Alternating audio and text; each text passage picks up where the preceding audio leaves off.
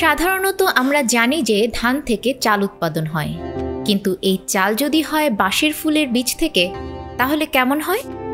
এমনই এক বিরল ঘটনা ঘটেছে দিনাজপুরের ফুলবাড়ী উপজেলার এলুয়ারি ইউনিয়নের পাকাপান গ্রামে।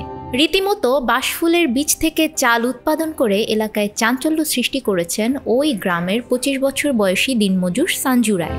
সঞ্জু ওই গ্রামের কৃষক শিমুল রায়ের ছেলে। জানা গেছে দেশে ২৩ প্রজাতির বাঁশ রয়েছে।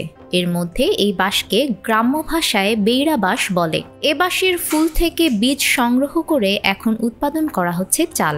অন্যান্য চালের মতোই বাঁশের ফুল সংগ্রহকৃত বীজ ধানের মিলে ভাঙিয়ে তা থেকে চাল তৈরি করা হচ্ছে।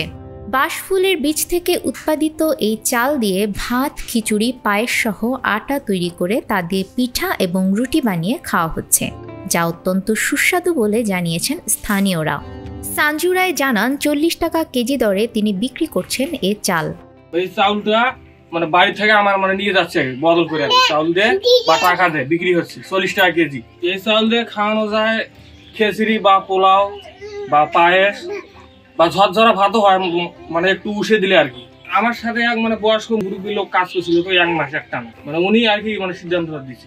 সঞ্জু রায়ের বাড়িতে গিয়ে দেখা যায় সঞ্জু রায় তার বাড়ির পাশে বাঁশের ঝাড় থেকে বাঁশফুল থেকে ধান আকৃতির বীজ সংগ্রহ করছেন। সেই বীজ পানিতে ধুয়ে পরিষ্কার করে রোদে শুকোচ্ছেন। কিছু চাল ভাঙিয়ে রেখেছেন, যা গ্রামের অনেকেই কিনে নিয়ে যাচ্ছে। বাঁশের ফুল থেকে চাল উৎপাদন করার বিষয়টি এলাকায় ব্যাপক চাঞ্চল্য সৃষ্টি করেছে, যা দেখতে প্রতিদিন বিভিন্ন এলাকা থেকে দলে দলে উৎসুক মানুষ ভিড় করছেন তার বাড়িতে।